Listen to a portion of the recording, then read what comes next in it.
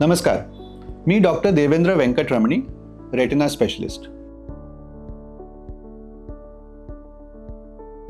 थोडंसं आपण diabetic retinopathy बद्दल बोलूया. हा एक असा आजार आहे ज्याच्यामध्ये डायबिटीसचा इफेक्ट रेटिनावर पडायला लागलेला आहे आणि ह्याच्यामुळे पडद्यामध्ये रेटिनामध्ये सूज येऊ शकते किंवा डोळ्याच्या आत रक्तस्राव पण होऊ शकतो.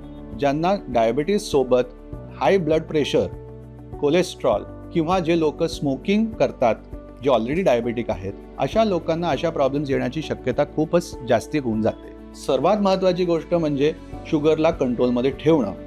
पण जे कोणी डायबेटिक असेल त्यांचं वर्षातून एकदा रुटीन रेटिना चेकअप करणं अत्यंत आवश्यक आहे. त्याचं कारण असं की सुरुवातीला ह्या प्रॉब्लेमचे लक्षण नसतात आणि ह्या स्टेजला जर का ते सापडले गेले तर त्यांचं लवकर वेळेवर उपचार होऊ शकतो आणि पुढची नजर वाचवता येणार. रेटिनामध्ये आलेल्या प्रॉब्लेम्सचं उपचार कसं करता येतं? जर का पडद्याची सूज ऑलरेडी आलेली असेल तर त्याच्यासाठी डोळ्यामध्ये इंजेक्शन्स देतात आपण आणि इंजेक्शन्स कधी कधी रिपीट पण करावे लागतात. ज्यांच्यामध्ये रक्तस्राव होण्याची शक्यता आहे किंवा ऑलरेडी झालेली आहे अशा पेशंट्सचं रेटिना लेझर आपण करून ठेवतो, जेणेकरून नवीन प्रॉब्लेम्स उद्भवणार नाही आणि जेवढी काय नजर आहे ती तरी टिकून राहावी.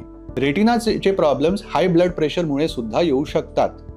रेटिनाचे आतले रक्त वाहिने जे आहेत यांच्यामध्ये ब्लॉकेजेस तयार होऊ शकतात आणि ब्लॉकेजेस आल्यामुळे डोळ्यामध्ये सूज, पडद्यामध्ये सूज किंवा डोळ्यामध्ये रक्तस्राव होणं हे सुद्धा शक्य आहे.